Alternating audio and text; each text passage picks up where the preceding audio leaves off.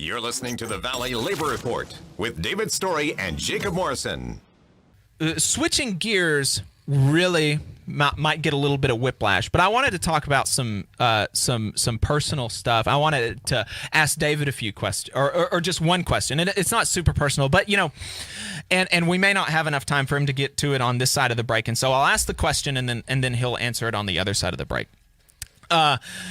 There are a lot of folks in churches that are Christians that will tell you that, I grew up Christian, but it really wasn't a big part of my life. It really, I was just like, I went to church on Sundays and I didn't really think about it much throughout the week. And then they'll tell you about this kind of conversion experience that they had.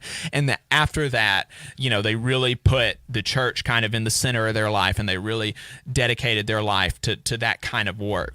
And David had a kind of similar experience with the labor movement. He like we've said multiple times, he's a third or fourth generation union member. Everybody in his family has worked union. When he first got old enough to start working, his parents were like, you got to get yourself a union job.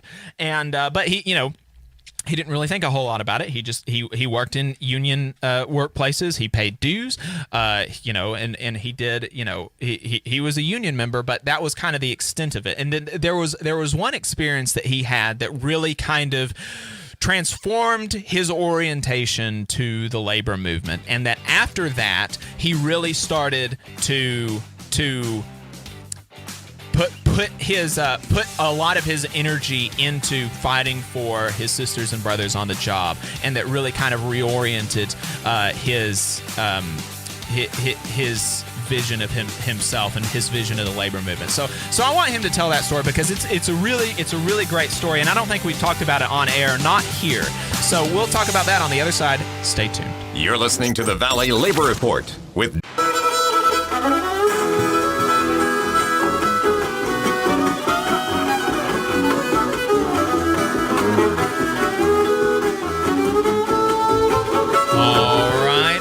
Welcome back to the Valley Labor Report. My name is Jacob Morrison, here with my co-host David Story. We were talking about on the other side of the break. I kind of set the stage for David to give us his come to Jesus moment, so to speak.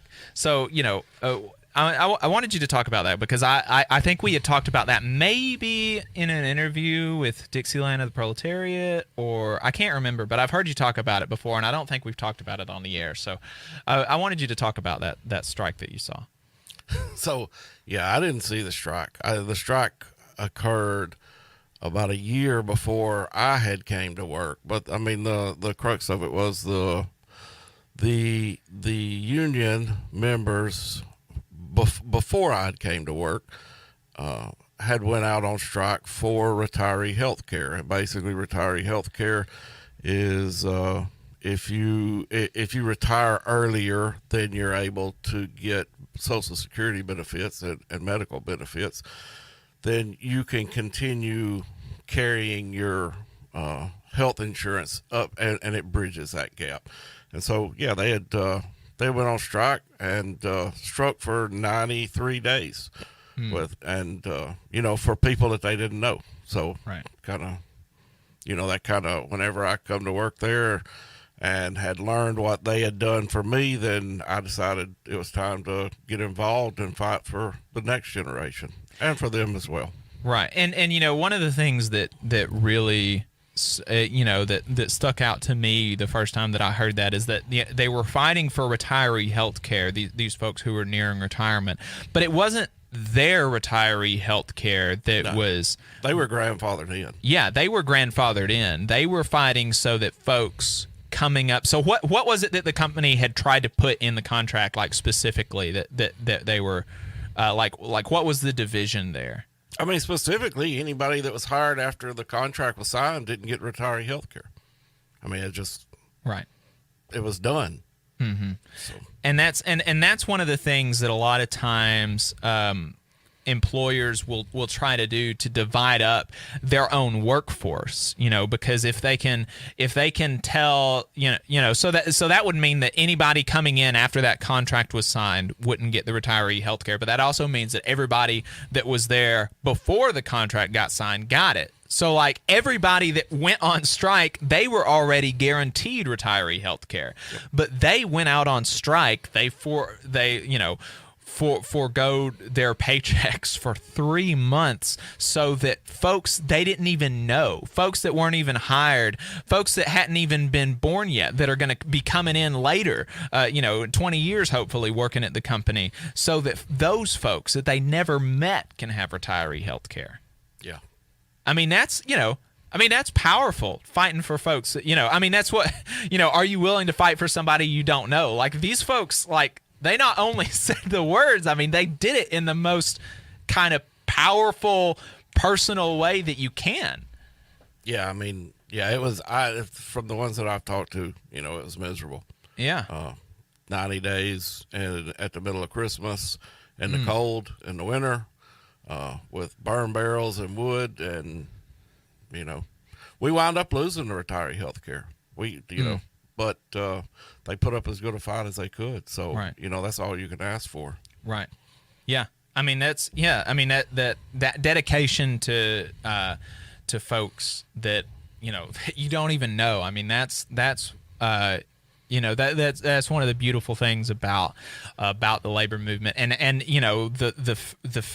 we call each other brother and sister, and it's not like from that show of solidarity there you can tell that it's not just words. Like folks in the labor movement are really willing to put up a fight for one another and for folks coming in after, and that's that's.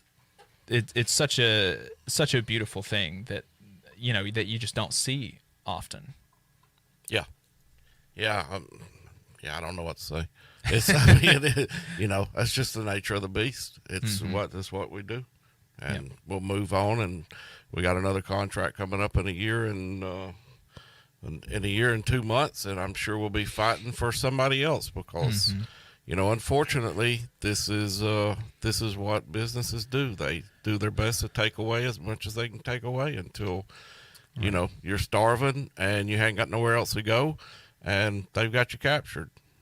That's the whole system in and of itself, is to keep people so oppressed that they hadn't got any other choice but to continue slaving for the modern day slave owners. If you want to see what we're up to throughout the week, get our snide quips about the news of the day, then you should follow us on social media.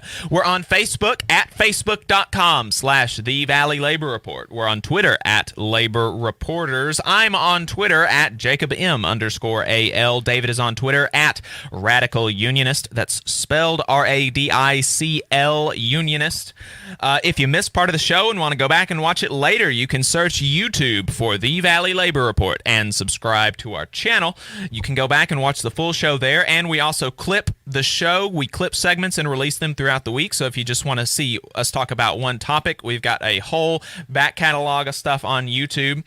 We also upload the program on more than 11 different podcasting apps, so to see if we are on your listening platform of choice, you can go to thevalleylaborreport.transistor.fm/subscribe. We've got a website now where you can buy our fantastic union-made hats. That is thevalleylaborreport.org. They're great. I love them. You should get one. And finally, if you appreciate our work and want to help us stay on the air, consider throwing us a couple dollars a month on patreon.com/thevalleylaborreport. Oh, and one more thing about the hats. We've got them in now. We've been waiting for them to come in. We bought like 100 of them. So we've got them.